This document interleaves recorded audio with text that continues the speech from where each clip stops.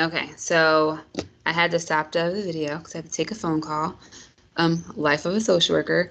So I talked about the statements. Now I'm going to go more into the warning signs and behaviors.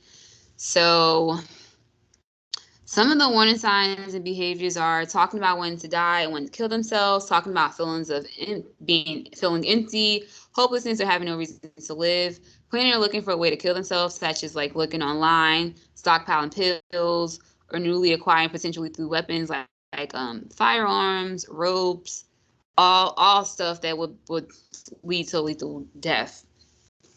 Talking about great guilt or shame, talking about feeling trapped or feeling like there are no solutions, feeling unbearable pain, both physical or emotional, talking about being a burden to others, using alcohol or drugs more often, acting anxious or agitated, withdrawn from family and friends. Some more warning signs and behaviors are changing eating or sleeping habits, showing rage or talking about seeking revenge, taking risks that could lead to death, such as reckless driving, talking or thinking about death often, displaying extreme mood swings, suddenly changing from very sad to very calm or happy, giving away important possessions, saying goodbyes to friends and family, putting affairs in order, and making a will. Now we're going to get into more of the harm to others. Potential risk factors of harm to others may be historical or static, unchangeable factors like a history of violent or aggressive behavior, young age at first violent incident, haven't been a victim of bullying, history of discipline problems or frequent conflicts with authority, early childhood abuse or neglect, haven't witnessed violence at home, family or parent condones use of violence, a history of cruelty to animals, having a major mental illness, being callous or lacking empathy for others, history of vandalism or property damage. Some more potential risk factors include may be present over time and may escalate or contribute to the risk of violence given a certain event or activity, serious drug or alcohol use, gang membership or strong desire to be in gang, access to or fascination with weapons, especially guns, trouble controlling feelings like anger, withdrawal from friends and unusual activities, regularly feeling rejected or alone, feeling constantly disrespected. Um, Furthermore, increased loss of temper, frequent physical fighting, increased use of alcohol or drugs, increased risk-taking behavior, decline in school performance, acute episode of mental illness, planning how to commit acts of violence, announcing threats or plans for hurting others, obtaining or carrying a weapon. So with that being said, after you learned about like the potential warning signs and like when to refer a student to myself or Ms. Lander, we're going to talk about the next steps.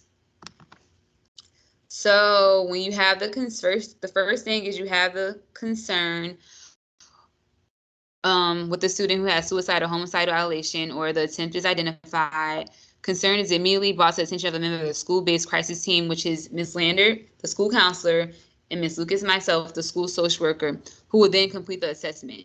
So once you bring the student to Ms. Lander and myself, your role is done in this process, and then the next steps is me and Ms. Lander working together to identify the necessary parties and make sure we're contacting parents and make sure that we're contacting everybody that we need to on our end and to notify everybody else those are the next couple of steps in this process. Now, what is your role? If you have concerns, you can engage your student in conversation. Examples of conversation starters is, I've noticed that whatever the behavior you notice, tell me more about that. Report concerns of suicidal or homicide ideation immediately to the school counselor or the social worker. So when you have these concerns, the first thing you should do is call one of us or walkie us or whatever it is, get our attention and get me or Miss Lander, either one of us,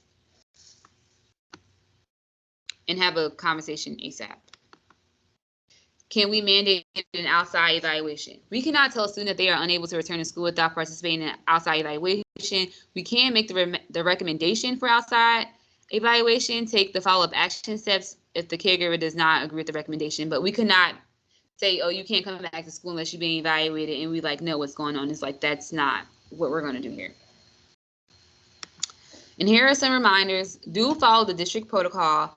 Do make the child feel safe. Report concerns of suicidal or homicidal ideation immediately to the school counselor, school social worker. Do not exclude the child from pending participation in outside evaluation or the production of documentation. So when you have these concerns with kids, like the mandated reporting, you want them to feel safe and comfortable because, again, you want them to be able to express these feelings and kind of like see where they're at and like kind of make that space. You don't want them to feel like they're in trouble, because it's like they're not in trouble because they have these feelings. It's like, is your feelings. That's why the school counselor and the school social worker works with them to kind of figure out like what's going on, like where is this is stemming from, to dig a little deeper. But you don't want them to feel like, oh, I'm in trouble because I have these feelings, because then it's like they're not going to want to talk about their feelings. Self-care. The student's suicidal or harm to others ideation may bring up past memories of traumatic events in your own life. Ways to practice self-care and cope: get rest, find somebody to talk to, journal about it, use exercise as a tool, find engaging hobbies. So when stuff like this happens, it can be a lot to deal with. And it could be a lot to take on, especially like if you're reminded of something in your past. Please take care of yourself. It's very important that you take care of yourself and that you prioritize your self-care. That concludes this this presentation. If y'all have any questions, like I mentioned before, just come to my office or call me and let me know.